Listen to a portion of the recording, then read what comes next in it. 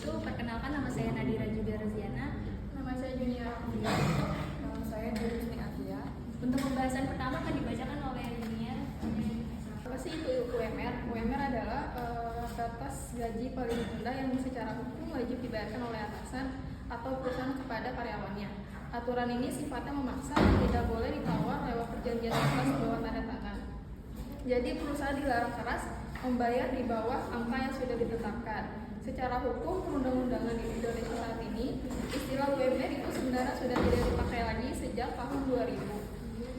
Pemerintah memecahnya menjadi dua istilah baru, yaitu UMP, upah minimum provinsi, dan UMK, upah minimum kabupaten atau kota. Karena kita sudah terbiasa sampai sekarang, masyarakat masih sering menyebutnya UMR. Contohnya itu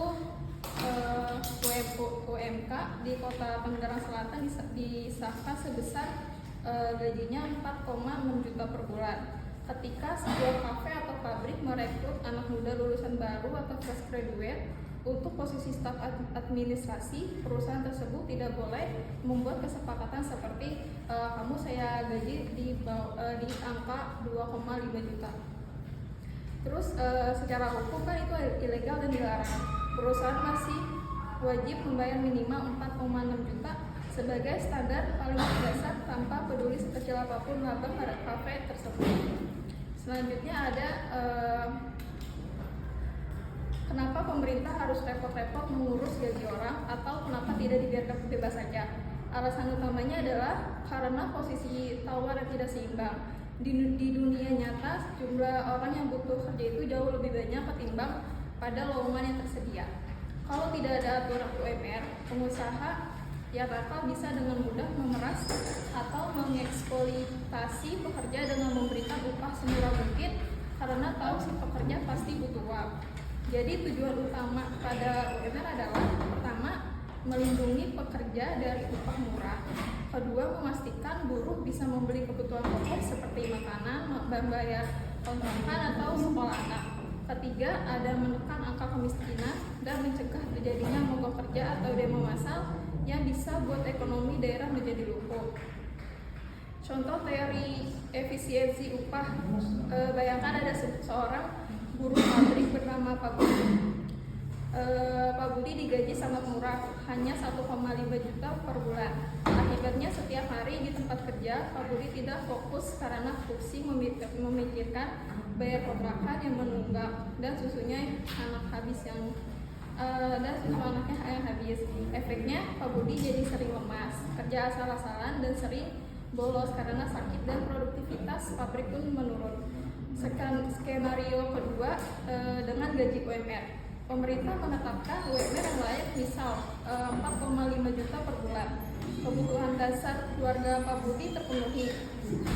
Dia bisa makan cukup satu, mempunyai tempat tinggal yang layak, dan dampaknya Pak Budi datang ke pabrik dengan pikiran yang tenang, semangat kerja tinggi, loyal pada bosnya, dan hasil produksi pabrik justru melonjak berkali-kali lipat.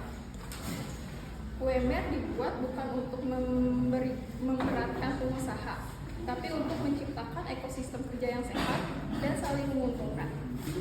Untuk selanjutnya, tadi hampir sama yang disampaikan sama Yuni, tapi saya agak sedikit berbeda menjelaskan tentang apa hukumnya. Jika pegawai UMR tapi tidak sesuai gajinya dikasih oleh perusahaan, bagaimana dasar hukum yang mengatur minimum regional UMR di Indonesia? Upah minimum regional UMR merupakan standar upah minimum yang dititipkan pemerintah untuk melindungi pekerja agar memperoleh penghasilan yang layak. Saat ini istilah UMR sudah diganti menjadi upah minimum provinsi yaitu UMP dan upah minimum kabupaten yaitu UMK. Tetapi masyarakat masih sering menggunakan istilah UMR. Dasar hukum yang mengatur upah minimum di Indonesia terdapat Undang-Undang Nomor 13 Tahun 2003 tentang ketenagakerjaan yang kemudian diperbarui Undang-Undang Nomor 6 Tahun 2023 tentang Cipta Kerja. serta beberapa peraturan pemerintah yang mengatur teknis penerapan upah minimum. Apabila perusahaan memberikan upah di bawah ketentuan yang berlaku, maka perusahaan dapat dikenakan sanksi sesuai aturan yang berlaku.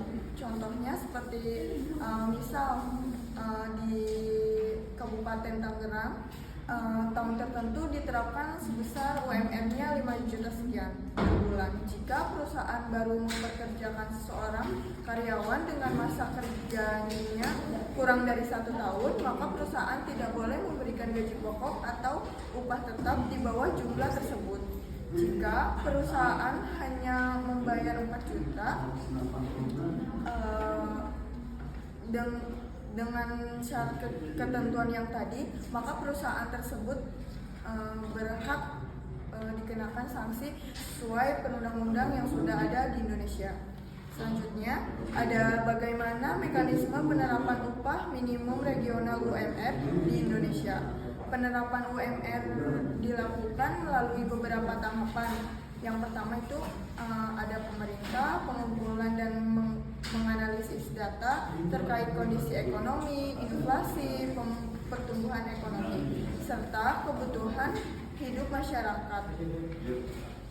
Setelah itu, Dewan Pengupahan yang terdiri dari unsur pemerintah, pengusaha, dan pekerja memberikan masukan atau rekomendasi mengenai besaran upah minimum yang dianggap sesuai, dan selanjutnya gubernur akan mempertimbangkan hasil rekomendasi tersebut dan menerapkan besaran upah minimum untuk daerahnya. Setelah diterapkan, perusahaan wajib menerapkan upah minimum tersebut kepada pekerja sesuai aturan yang berlaku. Selanjutnya ada dampak UMR terhadap pekerja dan perusahaan. Dampak pekerja positifnya, UMR melindungi pekerja agar tidak dibayar terlalu rendah oleh perusahaan. Dengan adanya UMR, pekerja memiliki penghasilan minimum yang dianggap cukup untuk memenuhi kebutuhan hidup dasar. Contohnya itu, misal sebelum ada UMR, seorang pekerja dibayar 2 juta per bulan, padahal kebutuhan hidupnya itu 3 juta per bulan. Dengan adanya UMR, pekerja mendapatkan upah yang lebih layak sehingga daya belinya itu meningkat. Terus sisi negatifnya, jika kenaikan UMR tinggi tidak sesuai kemampuan perusahaan bisa kesulitan membayar gaji. Contohnya, misal sebuah pabrik memiliki 100 karyawan. Jika UMR naik cukup besar, biaya gaji perusahaan juga ikut naik. Untuk mengurangi biaya, perusahaan mungkin mengurangi jumlah pekerja atau menggantinya dengan mesin. Terus dampak positif untuk perusahaan. Bagi perusahaan, UMR menjadi pedoman yang jelas dalam menentukan besarnya gaji karyawan. Selain itu, jika pekerja merasa gajinya layak, mereka cenderung lebih royal dan tidak mudah pindah perusahaan. Lalu negatifnya, kenaikan UMR bisa menyebabkan biaya operasional perusahaan meningkat. Jika penjualan tidak ikut naik, keuntungan perusahaan bisa berkurang. Presentasi dari kami, sekarang dibuka sesi tanya jawab. Mau bertanya, jika kenaikan UMR dapat meningkatkan kesejahteraan pekerja tetapi berpotensi menyebabkan PHK atau menghambat perekrutan tenaga kerja baru, mana yang seharusnya lebih diprioritaskan oleh pemerintah? Kesejahteraan pekerja yang sudah bekerja atau penciptaan lapangan kerja yang lebih luas? Dari kelompok 3 izin bertanya kepada kelompok 10. Apakah UMR itu masih relevan diterapkan secara seragam di suatu daerah? Padahal kan biaya hidup di daerah masing-masing itu berbeda-beda. Udah. Bagaimana jika perusahaan besar sengaja melanggar dan membayar karyawannya di bawah UMR daerah setempat? Izin menjawab pertanyaan dari Esther, kelompok 3. Pertanyaannya, apakah UMR masih relevan diterapkan secara seragam di suatu daerah yang memiliki biaya yang berbeda-beda? Menurut aku, UMR masih penting untuk diterapkan karena bisa menjadi batas minimum agar pekerja mendapatkan upah yang lebih layak. Namun, kalau diterapkan secara seragam di satu daerah yang biaya hidupnya berbeda-beda, kadang kurang sesuai. Misalnya biaya hidup di pusat kota biasanya lebih mahal dibandingkan di daerah-daerah pinggiran. Dengan UMR yang sama, pekerja di kota mungkin masih kesulitan memenuhi kebutuhan sehari-hari. Sedangkan di daerah dengan biaya hidup yang lebih rendah, upah tersebut bisa lebih mencukupi. Karena itu, penerapan UMR sebaiknya mempertimbangkan kondisi daerahnya masing-masing seperti harga kebutuhan pokok, biaya transportasi, dan biaya tempat tinggal. Dengan begitu, upah yang diberikan bisa lebih adil dan lebih sesuai dengan kebutuhan hidup pekerja di daerah tersebut. Jadi UMR setiap daerah itu berbeda. Provinsi DKI Jakarta dengan Provinsi Banten itu berbeda. Begitu juga misalnya Kabupaten Tangerang dengan Tangerang Selatan juga berbeda. Nah, karena itu kenapa? Pada saat penyelesaian atau pada saat proses pembuatan UMR atau UMP itu masing-masing daerah. Nah itu untuk menggambarkan bahwa si karyawan itu memang memenuhi kebutuhan layak di daerahnya. Jadi tidak bisa misalnya semua provinsi dari Irian Barat sampai Aceh misalnya UMR-nya sama, nggak bisa seperti itu karena itu berbeda intinya, berbeda gaya hidupnya, berbeda juga kemampuan masyarakatnya, berbeda juga perusahaannya. Jadi tidak mungkin UMR itu sama di antara tiap daerah atau regional, pasti berbeda. Oke, kita tanya. Ini berat, silakan. Saya menjawab pertanyaan Dewi dari kelompok 7. Jika kenaikan UMR dapat meningkatkan kesejahteraan pekerja tetapi berpotensi menyebabkan PHK atau menghambat perekrutan tenaga kerja baru, mana yang seharusnya lebih diprioritaskan pemerintah, kesejahteraan pekerja yang sudah bekerja atau menciptakan lapangan kerja yang lebih luas? Menurut saya kan kalau UMR naik itu tapi perusahaan malah PHK atau nggak mau rekrut itu kan kemungkinan seperti yang dijelasin tadi gara-gara perusahaan itu tidak mampu untuk membayar karyawannya karena penjualannya itu yang nggak ikut naik. Jadi mungkin pemerintah harus menyeimbangkan keduanya itu. Kenaikan UMR itu disesuaikan sama kondisi ekonomi juga kemampuan perusahaan agar pekerja tetap sejahtera tanpa mengurangi lapangan kerja. Oke, yang pasti tugas pemerintah itu bagaimana mensejahterakan rakyatnya. Jadi yang pertama.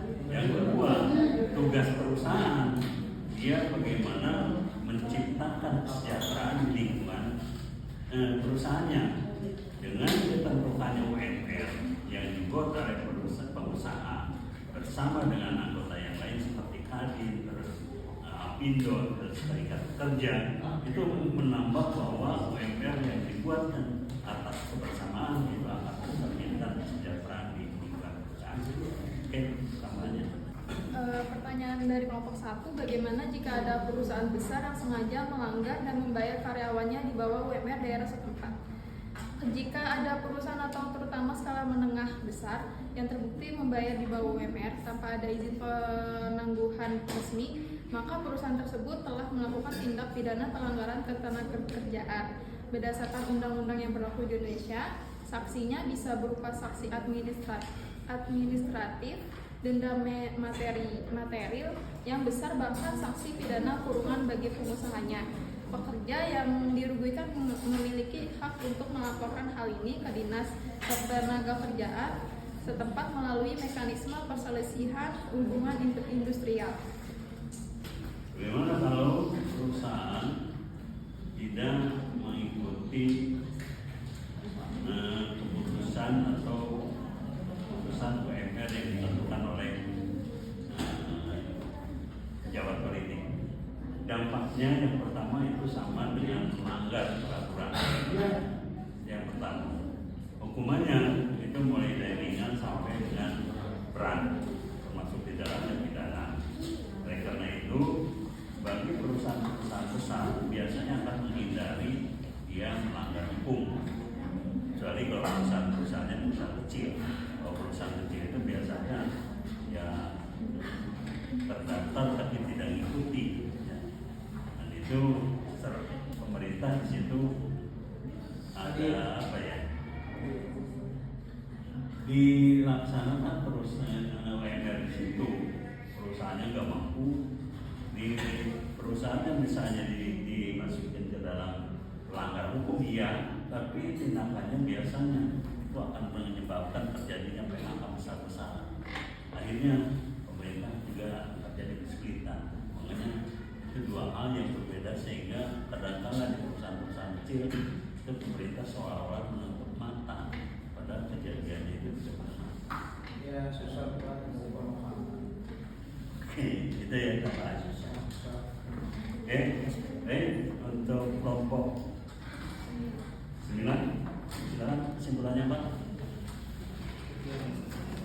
Kesimpulannya, upah minimum atau UMP atau UMK merupakan kebijakan pemerintah untuk melindungi pekerja dan meningkatkan kesejahteraan masyarakat. Dengan penerapan yang tepat, upah minimum dapat mendukung kesejahteraan pekerja, produktivitas, dan keberlangsungan usaha. Sekian presentasi dari kami, kurang lebih yang mohon maaf. Wassalamualaikum warahmatullahi wabarakatuh.